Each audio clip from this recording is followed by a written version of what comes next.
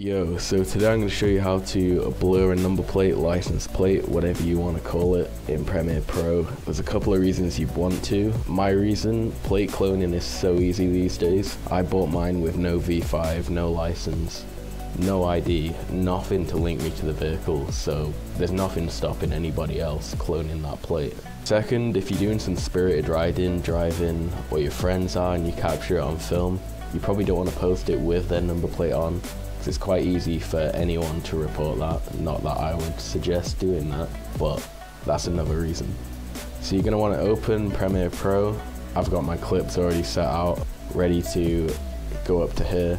Go up to your editing tab, Gaussian blur, put that on your clip, and then what you're going to want to do is, I'll make that a bit bigger, it makes it a little bit easier.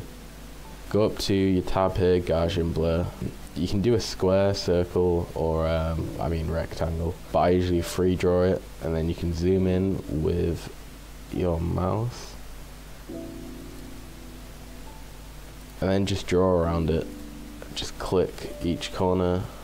You can adjust it after as well a little bit if you need to. And then it depends on how much it needs blurring, but to be dramatic, I'll put it all the way up. And then what you want to do is you click this one here, track selected, mask forward. And then that's going to do that. Depending on your PC, it may take longer, maybe quicker. Also depends on the clip length. And then after that, just go down here, fit again, and you'll see when you press play, it tracks it, it's blurring your number plate, and you can post that with no worries. Easy as that.